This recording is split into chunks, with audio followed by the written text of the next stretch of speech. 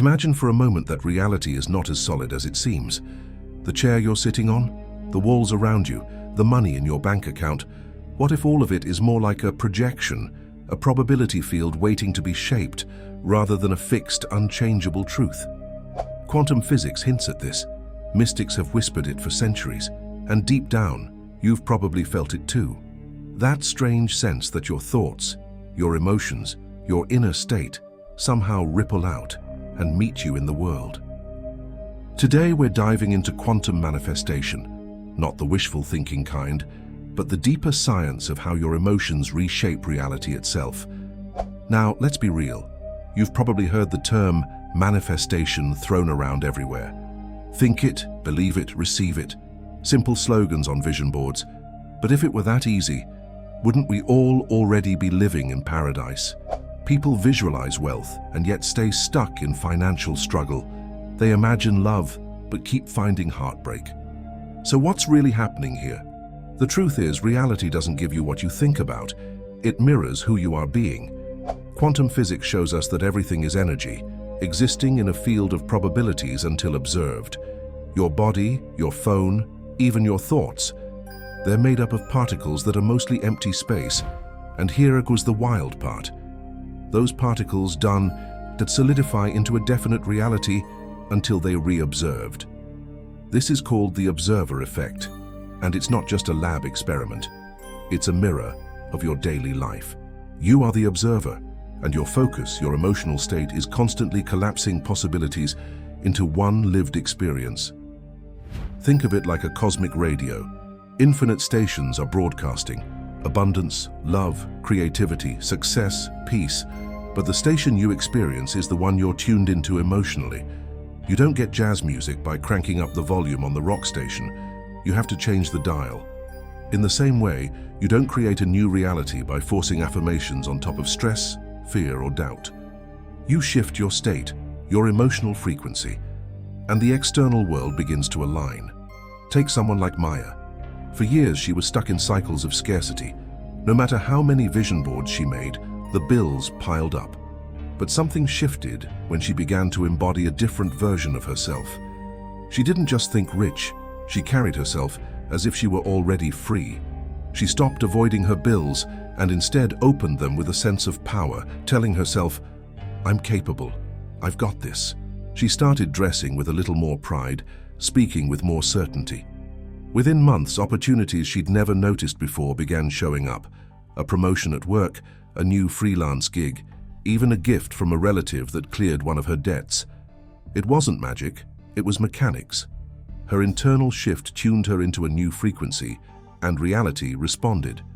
That is the essence of quantum manifestation. It's not about forcing life to bend to your will. It's about becoming the version of you who already lives the reality you want. Feel the difference in that? It's not chasing, it's aligning. And here's where the science backs it up. The famous double-slit experiment shows that particles behave like waves of pure potential until they are observed. Only then do they collapse into one outcome. Your life functions the same way. When you focus on lack, you're observing scarcity, and that's what collapses into your experience. When you focus on abundance, when you feel it and embody it, you shift the probability wave and suddenly doors open where before you saw only walls. But let's be honest, this is easier said than done. Because your subconscious mind has been programmed for years, even decades, to expect certain outcomes. If deep down you believe you're unworthy of love or incapable of wealth, no amount of positive thinking will override that. It is like trying to grow roses in soil full of weeds. You have to shift the ground itself. And this is where emotion becomes the secret key. Because while thoughts skim the surface, emotion rewires the subconscious. The body learns faster than the mind. If you can feel the reality you want, even for a few moments each day, your nervous system begins to accept it as truth. That's why athletes visualize victory not just in their minds, but in their bodies.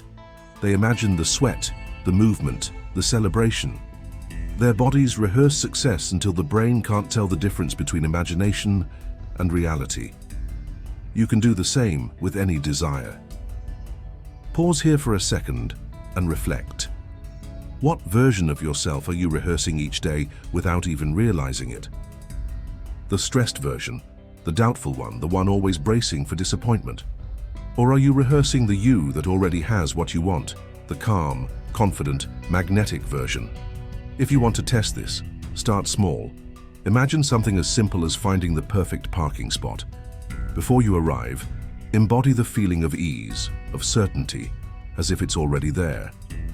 Notice how often reality bends to meet that expectation. From there, build bigger. Imagine walking into the job you want or sitting across from the partner you dream of. Let your body feel it now before evidence shows up. Now I want to share something important. If this resonates, if you're starting to feel that spark inside, like reality might be more flexible than you were told, then maybe this is the right moment to go deeper. I created something called the Quantum Bridge, a field guide to the 7 keys of reality creation with bonus journal templates to help you embody this work step by step. It's not loud or flashy, more like a quiet doorway into a different kind of power. You'll find the link in the description and pinned comment if you feel called. Coming back, let's address the big question, what if it feels fake? That's natural. When you first sit at a piano, your fingers stumble. When you first try to speak a new language, the words feel foreign. But with practice, it becomes natural. The same with embodying a new version of yourself. At first, it feels like pretending. Over time, it becomes who you are. And what about timing? People often ask, how long does it take for my manifestation to show up? The answer is, as long as it takes your state to stabilize. It's less about how many days or weeks and more about whether you keep flip-flopping between belief and doubt. Imagine planting a seed, then digging it up every few days to see if it's growing. That's what doubt does. Trust the process. Water it with consistent feeling and the roots will take hold. Think about the ripple effect. You shift your energy and suddenly your interactions change. You walk into a coffee shop with joy in your step and someone smiles back. That smile travels to another person and the chain reaction continues. Quantum entanglement suggests that particles remain linked even at a distance. In the same way, your vibration ripples out farther than you can see. Some will say, this is all coincidence. But here's the thing. You don't need airtight proof before you test gravity. You experience it by dropping something.